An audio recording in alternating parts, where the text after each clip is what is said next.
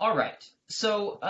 Thank you all for joining me. I really appreciate you guys taking the time out of today and joining me. I am here today to talk just a little bit about different types of in-class technologies and not just how we're using them, in my case at Temple University, but how we're using them specifically to address student engagement within the classroom, as well as increasing the accountability on students, which is a really important thing to me as an instructor. I think that oftentimes these in-class technologies can be used in good and bad ways, and I think we've all had colleagues that we've seen them use them in different ways. We really try to use our in-class technologies in a specific way to make sure that students are moving through material at an appropriate speed and understanding at an appropriate level, but also to help them understand the expectations of our course, which I think, in the interest of transparency, only helps make them more successful in the end.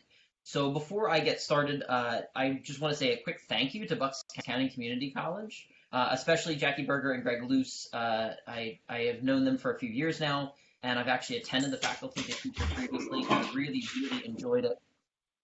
I'm actually a former faculty member at Bucks County, and so it's really kind of fun to see some names on the attendees list of people that I know and really respect. So thank you all very much for coming. Before we get started, I am going to ask that everybody go ahead and mute their microphone. If we get a chance to do questions, I would be happy to unmute people. But if we could just keep those muted just in the interest of moving through and keeping everybody on task, that would be fantastic. For those of you that don't know, my name is Kyle Harris. I am an instructor at Temple University in the Department of Kinesiology, and I am also the Human Anatomy and Physiology Coordinator. I oversee and coordinate all of our teaching assistants, instructors, and courses that pertain to anatomy and physiology in the College of Public Health.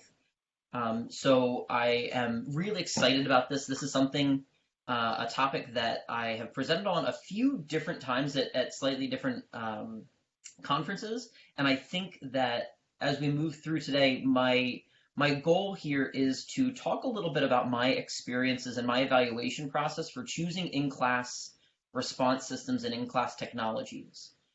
I want to talk about the strategies that I've used by implementing those in-class technologies, and talk a little bit with all of you about kind of the benefits to both the student and the instructor.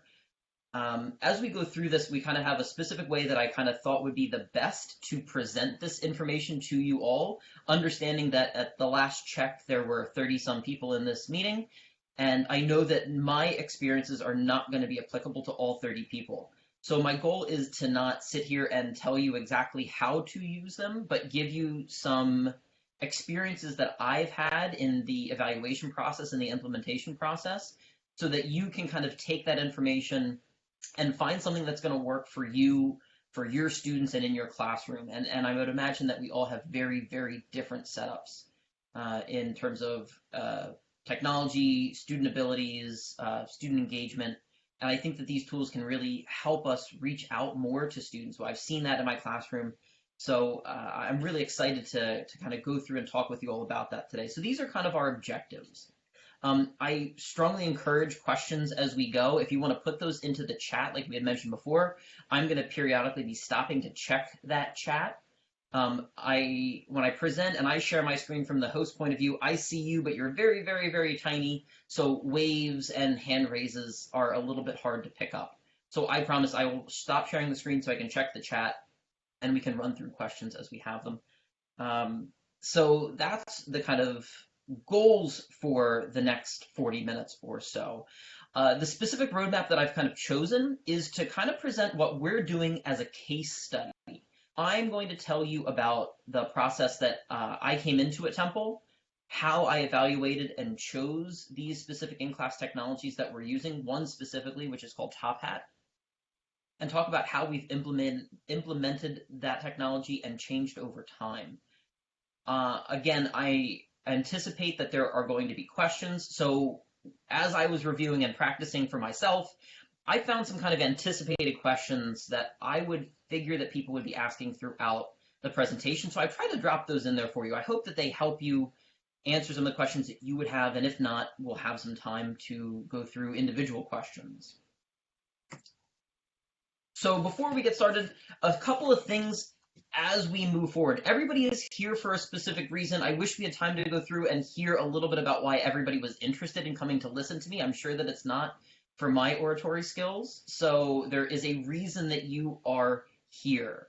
I am really interested in everybody's individual story. But before we get into everybody's story or my story, first of all, I am not here to sell you a new technology. I am not being compensated by anybody. I am not here to sell anything. I think that there are certain cases and class environments where in-class technology is a really incredibly useful tool. I think it's a topic that's been done pretty extensively in conferences such as this. So my goal today is not to sell you on using one. It's to describe a little bit about how we went through an evaluation process and the results that we have. So I'm not trying to sell anybody. I do want to know why you care. Why are you here? For me, these systems have provided my students with objective measurements of their learning. It's also helped them stay more engaged when we're all in class together. And I feel very strongly, again, that this has actually increased the accountability of students over time. The way in which we use certain technologies in our classroom has really allowed students to, one, understand what our expectations of them are, and two, to let them know and to try to gently guide them, we'll say it that way, gently guide them to a path that we're having them actually take on habits and skills that we know are going to help them be successful. So we'll talk a little bit about how we've kind of done this over time. So I'm going to start off by telling you a little bit about my case specifically. And again, I know that this is not the case for everyone. So if this is not the case, these things don't pertain to you, don't panic. This session isn't totally built around my class. It's really built around me identifying a need for my class and how I tried to address that by finding different technologies that could help me overcome specific challenges that I have. So for me, I had one really big problem. This is my really big problem. I call it my wonderful problem because I love all of these kids in this picture. But I teach two classes at Temple. I teach both classes every fall and every spring, and we average about 900 to 1,200 students per semester between two classes. The room that you see here is in a hall on campus called Anderson Hall. There are 625 seats. The picture on the right-hand side is our AMP1 class, which at this point was holding 620 students. The picture on the left-hand side is AMP2 in the fall, and that holds about 400 to 500 students every semester. So my biggest challenge that I had was inheriting a class that was incredibly large. It was done very traditionally when I got to Temple. When I came to Temple about 5 years ago, a mentor of mine was retiring, and the class was being done in a very traditional lecture style. The instructor behind a podium, spotlight on the instructor, book open, working their way through the book. And that's, one, not my style of teaching, so I had to find ways to adapt. But also, I had to find a way to help all of these students, every single one of these students in this classroom, find ways to make sure that they were meeting benchmarks towards an exam. When I inherited the course, the first time that students were actually assessed in terms of learning objectives was about 3 weeks into the class. It was an exam, and it was about 10% of their overall grade, which was a really terrible way for students to figure out that all of their hard work wasn't actually helping them meet the expectation of the class. So I had to find a way to help these students understand if they were meeting the goals that I was setting out for them over time in a low stakes manner so that they could seek the help that they needed, ultimately building up their skill set to where they could be successful on an exam. So this is my very fantastic but very huge problem. Like I said, we average about 900 students per semester. That has ticked up in recent years to about 1,200 students. I am the sole instructor of those students. We have one other lecture instructor that teaches a class, so if you add my 1,200, you'll maybe see another 150 so taking anatomy and physiology at any given semester at Temple. Most of the students were incoming freshmen, and the class that they were currently sitting in was typically bigger than their graduating class from high school, which is not just a little bit of a shock to students. We actually had one student that graduated with a whopping 20 students, and they got thrown into one class at Temple that held 620. So they have some adjusting to do as well. The class, obviously being anatomy and physiology, is pretty content heavy, pretty fact based. We don't have a lot of interpersonal discussions. We discuss the physiology and what's going on, connecting anatomy to physiology, but we really have to make these students move through the content at a pretty swift pace. Most of the students that will be doing any type of clinical rotations start after the semester after they're done their anatomy and physiology sequence. So we have to make sure that they are leaving this class in 2 semesters with the bulk of what they're going to need to know to enter a clinical rotation. I also have a lot of different majors with 600 and some students in a class. This ranges from exercise science to pre-nursing to pre-PT, pre-OT, pre-med, biomedical engineering, and then we have some others sprinkled in there. So we have a very diverse group of students, not just large, but very diverse. And the class was split into kind of your traditional lecture and lab meeting time. So we have 2 days a week where I meet with them for lecture. They also have a separate lab instructor that they will meet with once a week. So in going through and trying to look for these types of in-class technologies, I really wanted to find something that students would be able to use not just in lecture, but also in lab. So we needed a more expansive system for our specific needs. So we had a lot of things to consider. Apart from this, we also needed to consider that there's students that are coming from a lot of different places, and they have their own preconceived notions of in-class technologies. We have had instructors that I've worked with or heard from other students where they've implemented a class technology and abandoned it halfway through a semester, or they've relied so heavily on the technology that students weren't able to actually connect with an individual. So students really come into the class with some attitudes on in-class technologies. So that's something we had to consider and be aware of. We also had to make sure that how we enrolled students in these technologies had to be relatively easy.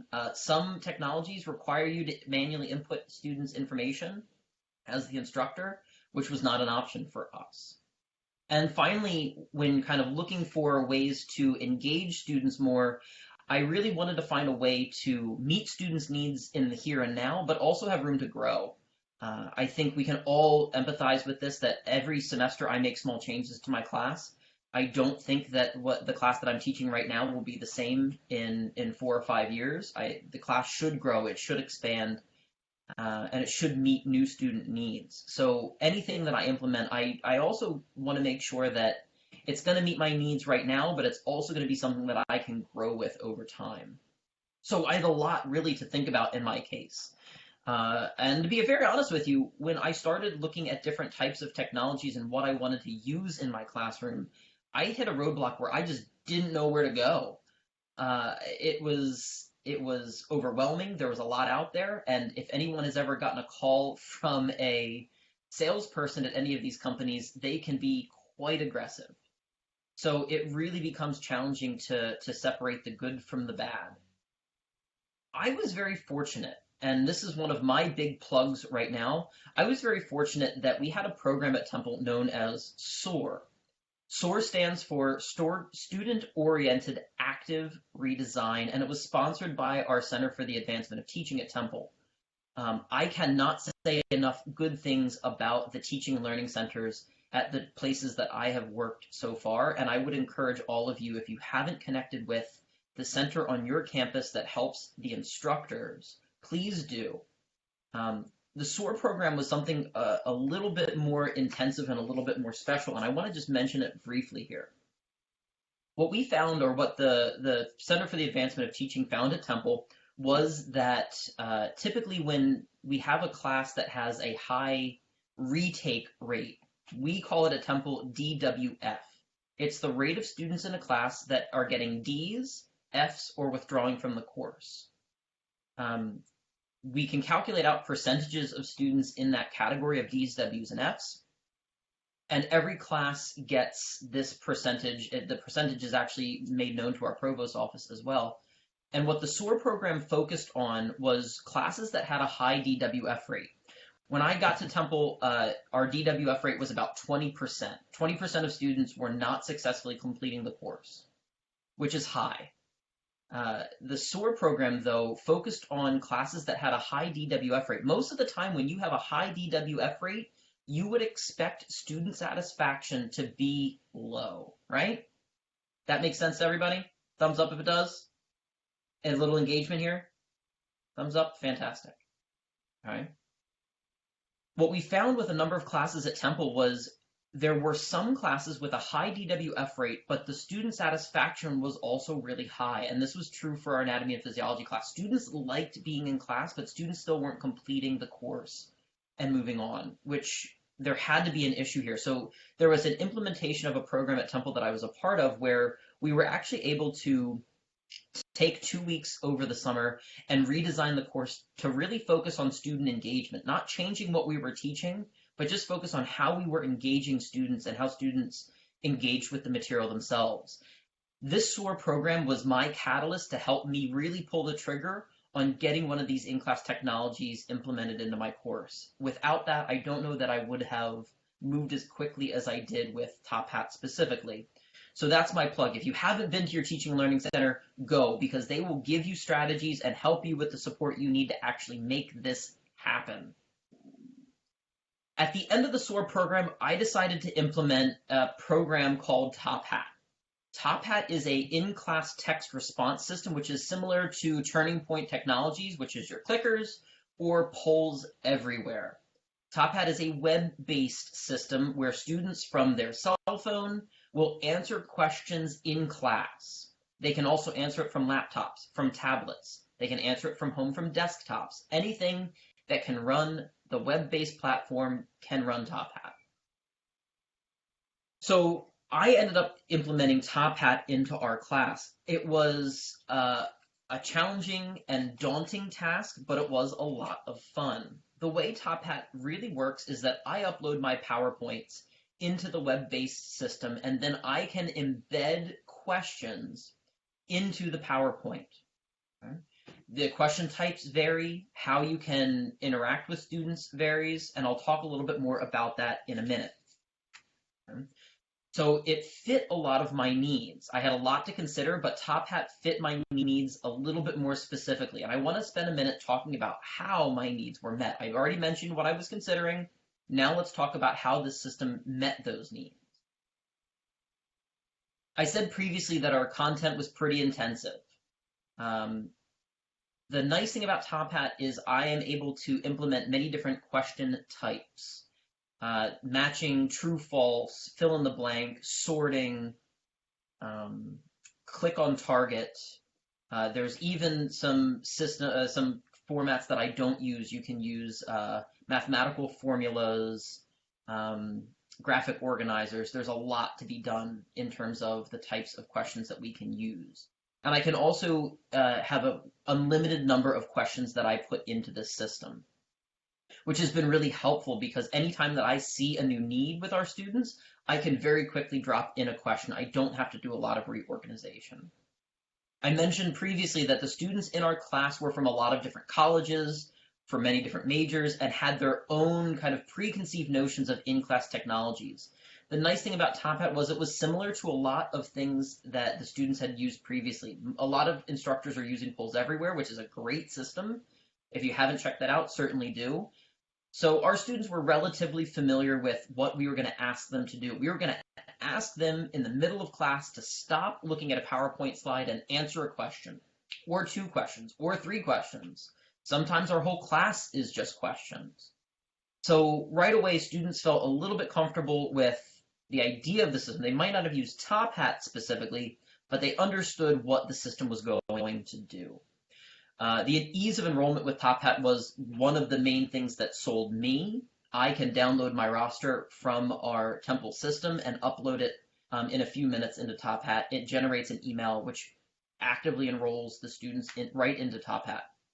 I don't have to do a lot of verification, which has been really, really nice for me. And then finally, like I had mentioned before, I wanted a system that I could kind of grow with over time. And Top Hat really allowed us to do that. One of the things that Top Hat specifically has been able to do that we've implemented slowly over the last 5 years has been we've had the ability to ask a click on target question where I show students an image and students will physically touch on the image with their phone or tablet. That then gives me a heat map. This has been extremely helpful for lab-based teaching. A lot of these systems do great with multiple choice questions. Top Hat has been really more advanced with the click on target questions, which allows students to interact with models that we have, like you can see behind me on my dresser. They can actually interact with the models, which some of the other systems weren't as up to speed with at the time. So Top Hat met all my needs. I found what I needed. And then I just had to find a way to actually implement it for me. So I want to talk about that here in a second, but I do want to take a quick moment to pause to see if there are any questions. So I'm going to open up the chat really briefly, just to see if there's anything that I can answer for anybody. I don't see anything yet. Perfect. Is there a link to Top Hat? So if you actually just do Top Hat in your web browser, it's one of the first things that pops up. I will show it, and I can actually share that here. I think I have it pulled up. I do.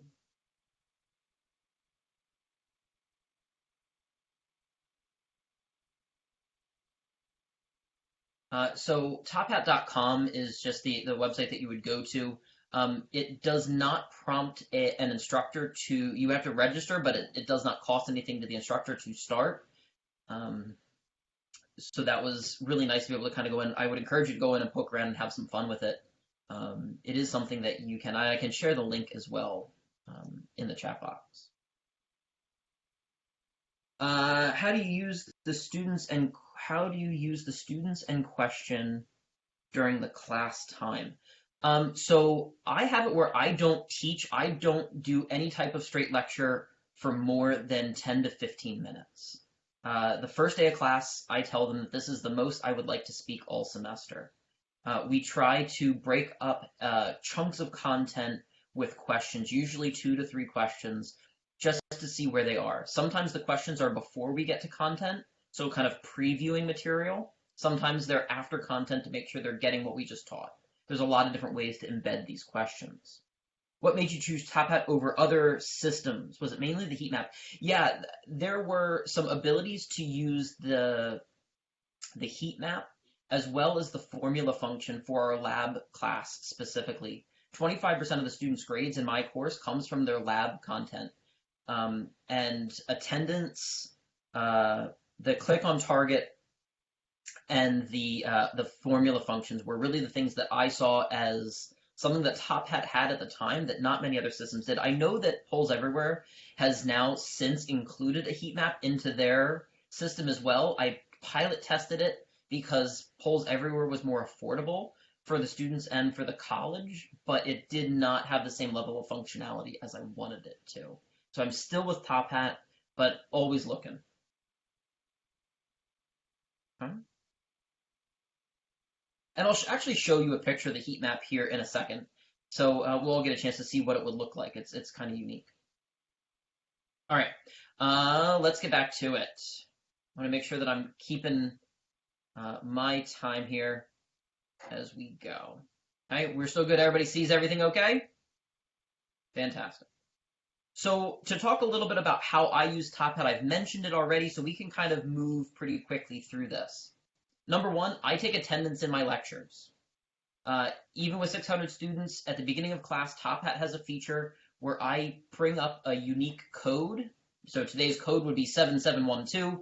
Students put that into their app and it logs them as attending class.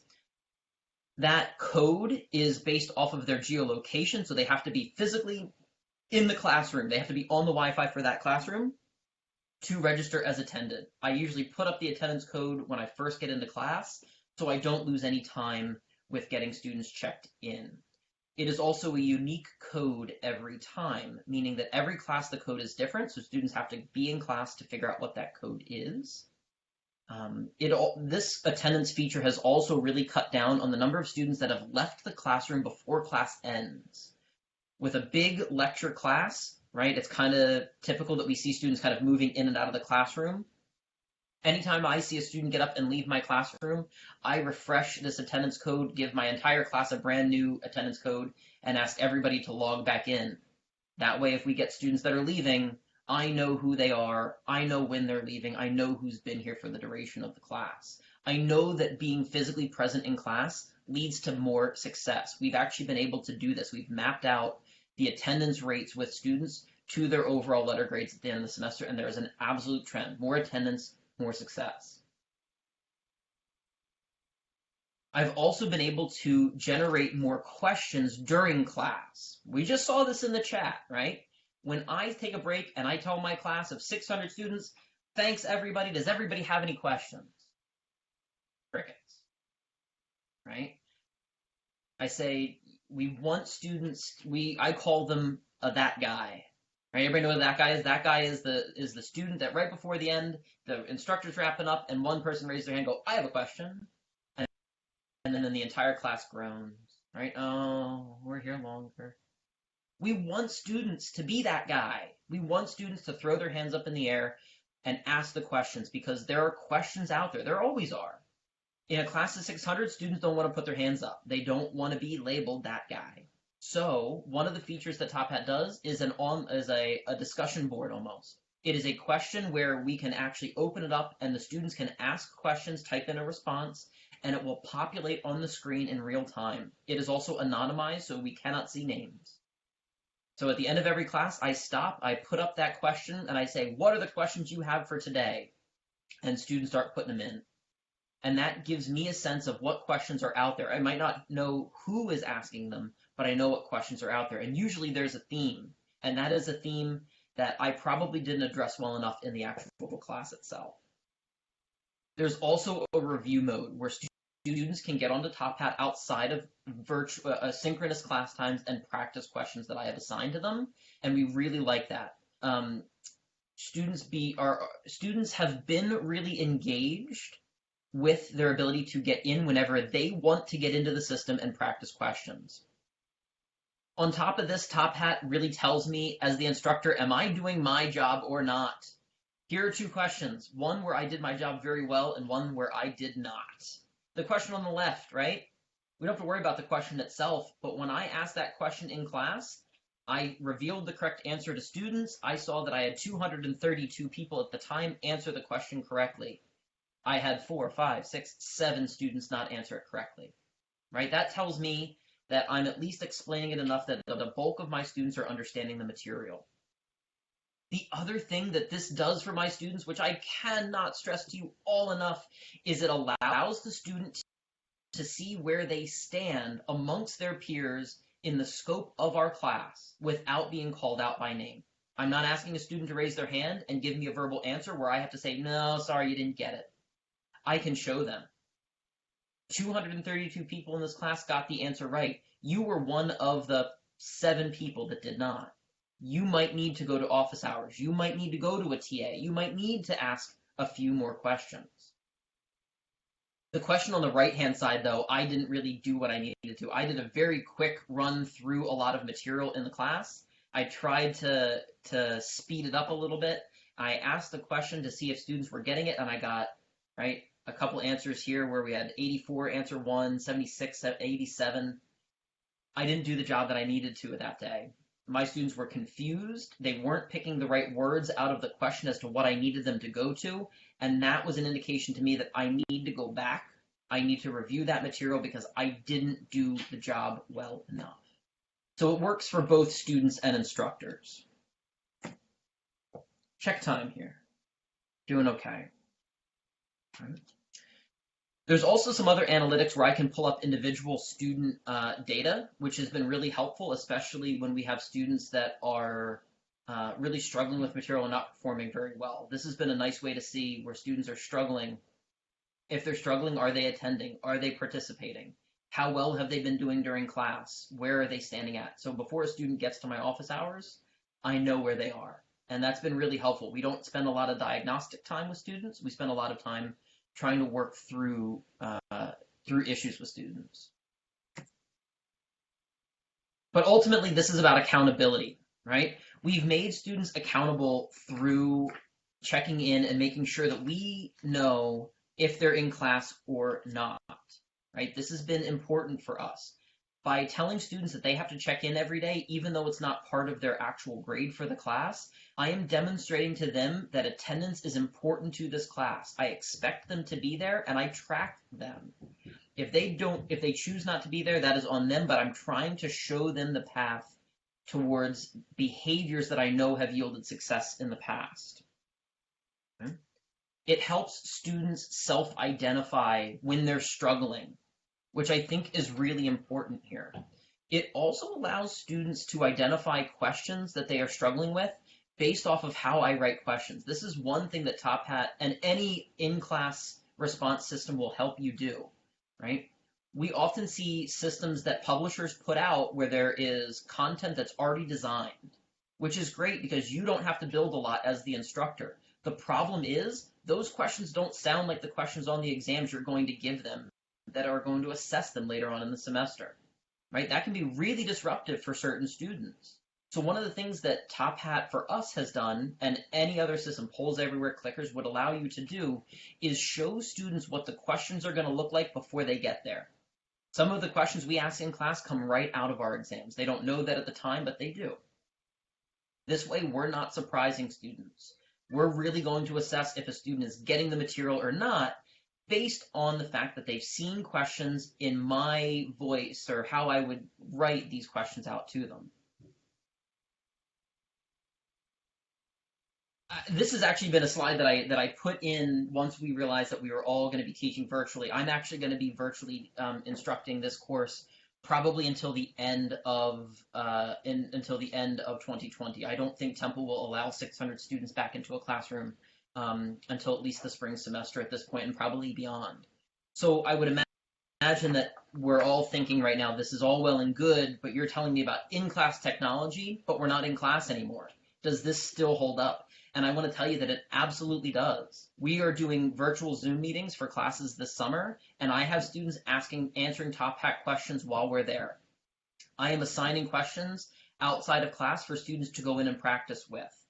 I'm asking students to identify areas that they are struggling with and give me those in Top Hat so I can review them and I can structure our classes to meet the needs of the students based on what they feel like they're comfortable with or not. So there's a lot that these systems can do, and I would encourage you to think about that now. I think we all think about that a lot more, but I do want you to think about that just a little bit. I don't want to get too deep into what I call the dark side, but there is a dark side to in-class technology, and this is one of the things that my colleagues in the past have been very critical of with in-class technologies, is you can't control students. You're right, you can't control students. Okay, here are some examples where I could not control my students. Okay. First and foremost, be considerate of cost and equity. This is something that Top Hat and I've had to balance with. Top Hat has worked really well with me, but there is a small fee associated with Top Hat for students. Polls Everywhere, that is not always the case, depending on how many students you have. Our class size, there really aren't many systems out there where I can enroll 1,000 students and not have to pay something or ask students to pay something. On top of that, there is a loss of control, right? I ask questions. I ask my students, what questions do you have from chapter 1? Someone typed in Harambe, right? I can't stop them from doing that. So there is a little bit of a loss of you being able to control the conversation. That is an uncomfortable thing for a lot of instructors, but I think that it is something that by relinquishing a little bit of that control, you're empowering your students a little bit more, right? The question on the right-hand side, certainly not what I was hoping to see from students, and I highlighted the correct answer from the question that I was asking, but there are some things that you're going to have to address when you relinquish the control. If you're the sage on the stage, so to speak, you're going to be up there and you can really tightly control what you're covering. You implement these technologies and you're going to lose a little bit of that. That's inherent, but I also think it can really help students and empower them. I also want to be very upfront with everybody in this session right now. There's a lot of systems out there and I haven't used all of them. And I use probably 4 or 5 different technologies in my classroom at one time. We've used Twitter really heavily. We're using a publisher software as well. We're using another system called Remind. I have not been able to find one system that is a silver bullet, and I doubt that anybody here will. It's just a fact of how these systems work. So I would encourage you to really spend time with that assessment of your own needs. What needs do you need to meet? What needs do your students have? And you might have to piecemeal it a little bit as you go. And I think that that's okay to do. I think that's going to be kind of normal. So really spend some time with that assessment before you grab onto a technology and start to implement it. The last thing that I just want to kind of share before we go are just a couple of things that I've learned over time. These technologies are going to adapt, right? We're going to use them in different ways. We're going to pilot test different things. A lot of these systems are great for subjective measurements of students. I'll often use this to ask students, I ask students this fall, what are you dressing up for as Halloween? What's a fun fact? Give me a fun fact for the day. Even if it's not content-based, it's still engaging to students, and I'm allowing the student that is a little more hesitant to raise their hand to still be heard. And I think that that is helpful to that student, and I think ultimately that's going to help out other students around them. We all have students that sit in the first 2 or 3 rows, and they're real quick to answer those questions. It's fantastic, it's helpful to us, but ultimately it is a challenge because the student that you really want to reach is not the student that's raising their hand for every question, it's the student in the back corner that doesn't want to raise their hand at all. And we have quite a bit of those with 620 students. So it's just a little taste of what I've gotten into, a little bit about my assessment process. With the time that we have left, I do want to kind of stop sharing this and look at the chat to see what questions there are that are out there, because there's a lot of systems. This just kind of worked the best for me. So let's see, there's a link for Top Hat, we got to that one. What made you choose Top Hat? So you saw the heat map system, that's been really great for us. It's really been helpful in our labs because our labs are primarily identification based. And I wasn't planning on doing this, but if you see the models kind of behind me, our lab assessments, our lab exams are based off of having models with tags or pins in them where students go through and identify structures. So being able to actually give them a picture and have them interact with it like they will on a lab exam has been really helpful. How to use Twitter in the classroom. Twitter's been fun. Unfortunately, not everybody uses, well, not to say unfortunately, everybody can do what they want. But not everybody uses Twitter, so we've primarily used kind of a multi-prong approach to get information out to students. I will use Twitter for announcements about homework assignments, changes in lecture. Remind is another system that is free depending on the size of the class, where you can text students from a dummy number, and students cannot text you back, which is why I like it. So it sends them, they enroll in that, and it connects to their phone. It comes from it's an automatically created phone number that texts the student's phone, so I can essentially text them with a barrier between us. I'm not sharing my number with 900 students. That's just not going to happen. Okay, so see if there's anything else. Any other questions you guys have about ways that we're implementing this or strategies? And if you have your own that you've been using, please put them in. This is not supposed to be a plug to use Top Hat. It's just Top Hat fit for me, and I can't stress that enough. It's been great for us, but if I could find another system that does all of the same things Top Hat does at a different price point, I probably would do it. So we're cognizant of that. But yeah, so to Victoria's question, just while we vamp a little bit here, Twitter's been a lot of fun. Students can interact a lot. We have a Temple AMP Twitter page, and I'm not fishing for followers, so you don't need to follow it. It probably is a lot geeky, probably too geeky for a lot of instructors. But it's been a lot of fun where we take pictures, the TAs will take pictures of me during class doing something ridiculous and post it. I've had students that will ask questions on Twitter or just kind of, they get a chance to see my kids or they get a chance to see what I'm doing at home. And I think it connects with students in a way that shows them that when I'm not answering their emails within 5 minutes, they don't need to send a follow-up because I'm not actually doing something else. Yeah, the teaching and learning centers, the TLC, we call it the CAT at Temple, the Center for the Advancement of Teaching. I cannot stress to you all enough that the individuals that work there are absolute saints, and they typically have some strategies to help you get started if you're not sure how to do it on your own. The Center for the Advancement of Teaching at Temple was great because they offered that SOAR program. It was a small stipend over the summer when I wasn't teaching, and that allowed me to really focus and spend time to implement it. Other times, we've had research assistants at the Center for the Advancement of Teaching that have also been really helpful. They'll assign them to my class, they'll help me get something started, and then we can transition into the TAs or myself running the technology. So for those that want it while I think about it, there is, like I said, tophat.com. For anybody else that is interested, like I said, Remind is another one that I really like. It's a little different. This is the text message system that allows you to text your students from that dummy number.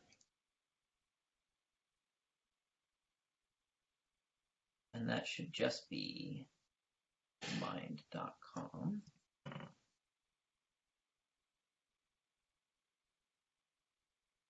The nice thing about Remind, I actually learned about Remind from my 7-year-old's elementary school principal. She was using it to send information out to students, out to students and parents, which was great. And I thought about that for a second. I thought, you know what? I got a whole lot of students that probably would answer or respond if I texted them rather than sent them emails. And so I'm able to do that without them thinking they can send me a text back at 11:30 at night about the homework that's due in an hour. Thanks, Bill. Yeah, I was going to say, this has been really cool to see some names and pictures of people that I haven't seen for a while. See Laurie and Patty and Victoria. Oh, nice to see you guys. Yeah, it's been fun. This has been a really wild journey, though, at Temple. It's been very, very interesting, but a lot of fun. And I think the students have responded really well. We've actually been able to drop that DWF rate that we talked about to somewhere around 6% from 20% in about 5 years, which we haven't changed up any anatomy of physiology hasn't changed in thousands of years. The only thing that we've really changed is how we're actually trying to engage with those students. So yeah, it's been a lot of fun. If there's anything else, any other comments and things like that, I'd be happy to hear out anybody. There's Dr. Rice. I knew I saw Dr. Rice's name on the list. Now your picture popped up. See, this is great. I love it. Thanks, guys. I appreciate everybody's time. Like I said, any questions, feel free to reach out to me through email, too. I'm always looking for something new. Drives my students crazy, but we're always changing something up.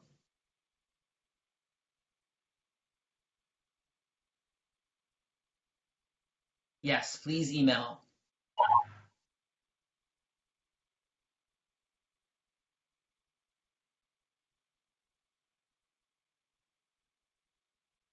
Remember those pictures? Oh yeah, I have them somewhere. They're somewhere. I know that they are. I gotta find it. Yeah, that was like one of your last days on campus. It was. Yeah, it was. Yeah.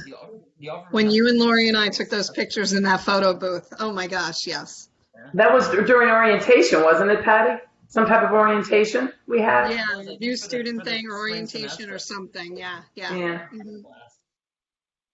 Yeah. Yep. Fun.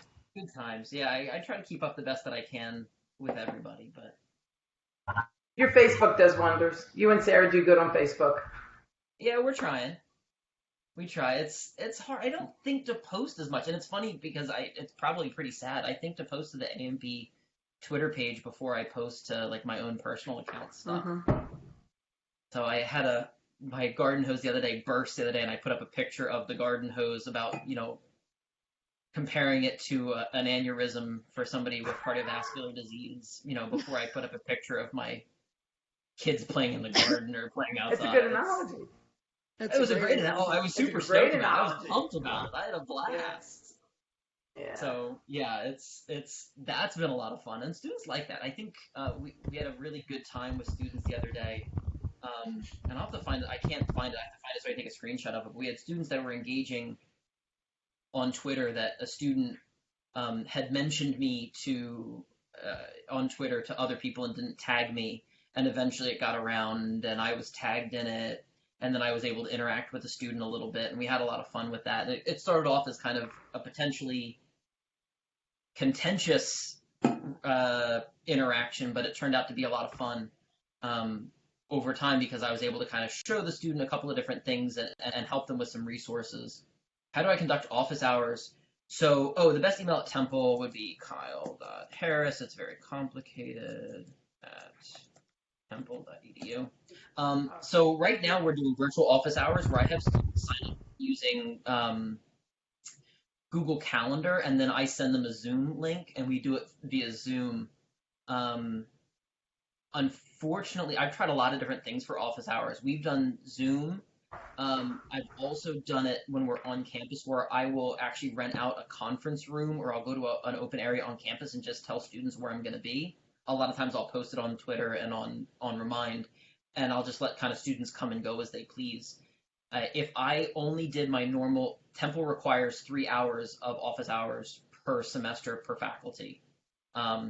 If I were to do that and keep students to a 15-minute appointment, I would not be able to see every one of my students if they all wanted a one-on-one appointment. So I have to do some large group things. Through Zoom, we've been able to do webinars, which has been really interesting, where, again, I can lock out their cameras and lock out their microphones and interact with them through like a Q&A function. So we've tried to be creative with how we're getting students to get on and interact, but it's usually been Zoom or one-on-one. I usually do more than the 3 office hours, but I'll just be around on campus and just kind of tell students where I'm at. I had a notorious office hour appointment with someone on the subway one day, which was very interesting. I had to get home. I had to get down to the 8th Market Station. I had to take the subway, and so the student said, well, I'll walk with you. And they said, well, I'm going down to Center City too. And we got on the subway, and we did office hours on the subway. So Yeah, I was thinking more in terms of virtual office hours for the fall. Yeah. I've done 2 things. So for the one-on-one appointments, I do a Zoom meeting. And one of the settings that I set up in that Zoom meeting is Yes. I have to allow the student to enter into the Zoom meeting. It's called a waiting room. And if you don't use it, use it. Because that way, I've had a lot of students this semester that have really struggled with the transition to being online. There are some mental health issues, so I will not have any students popping into that link without me making sure that it's okay for them to do that. It also has been really nice because that way I don't have to set out multiple links to students. There is one link that I use and one link only, so students can't misplace it. For the larger group while we're virtual, Temple has allowed me access to use a webinar. So webinars basically have a limit of 1,000 people on one meeting, where a normal Zoom meeting, I think the limit is about 400 to 500, which is less than my class, so I can't use that. So for the webinars, I will get on, and then I have a Q&A box in those webinars where students will put in questions and I can answer them. And I usually record it and then post it to our Canvas page so students can go back and watch the recording. But that's been more for large group, which has been, again, also very, very successful. Students just have to get used to what the expectation is and why we're doing it. Thank you. Yeah, absolutely. By no means am I going to say that's the absolute best practice, but that's been the best practice for us. And at this point, we're up to, I have 2 instructors that work in the Anatomy and Physiology program with me, and we have about 22 graduate student TAs. And so they all will hold office hours in that fashion. Most of them will hold the webinars when we're kind of doing larger group people. So that's how we've been doing it. I found it working for me and the other instructors, so I've asked the TAs to also do that as well, because I think that consistency across those sections is really important. And that's always been an issue for us, is if one instructor does something one way, we want the other instructors to do it the same way for equity.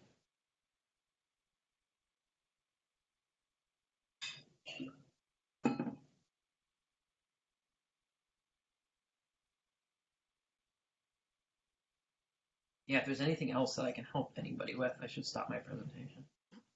All right, Kyle, I'm leaving. It was Hey, nice have a to good see one. all of you. It And it was was Good nice to to see see you you. guys. Yeah. All Yeah. right, you guys all Be stay back. healthy. I miss being in person. I know. Isn't I it really killer? do. It's hard. So, It's really hard. As you can It see, my is. blue glasses. Yeah, right? My laptop's become our best friend. yeah, it's Yeah. crazy. My daughter took her AP chemistry test, online at home in Wow. 45 Yeah. minutes. You know what I mean? And Yeah. it's just, she's still, George School is still doing remote learning. But she's done Thursday. That would be their last day of school, whatever. But it's Wow. just been such a different world for sure right now. And But it's going to be What a was new the normal security here. feature for that test? What was the security in terms of the student taking the exam at home? I have no idea. I know that it was a lockdown browser and everything else, absolutely. And I Uh-huh. do believe, I think that they were actually doing it. She was upstairs. She was Okay. upstairs doing it quietly. So that was it. Yeah. But Uh-huh. One of the things that we haven't been able to use in our classes yet, but there's a system out there called Proctorio. yeah, Um, yeah, We have Proctor U, right? ProctorU is another Yes. one. Examity is another one that I've used. I don't want to trash any of the systems, but for almost all of these systems, just be careful. There's different levels. right, Proctorio, you can select it so that it just locks out their browser. You can select it so it records the student taking the exam.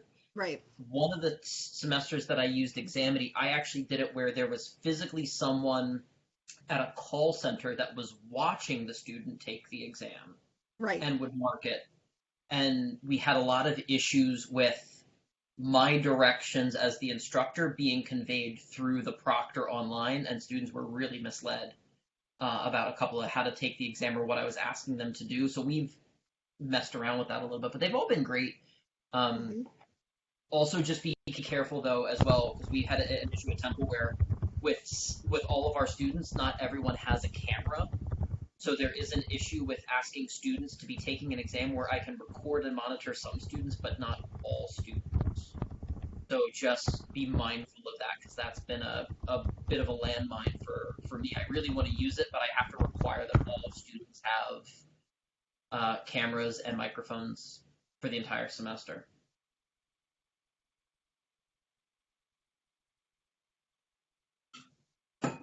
right. Thanks, Laurie. Thanks, guys. Bye, gang. Bye. Thank you. So good to see you.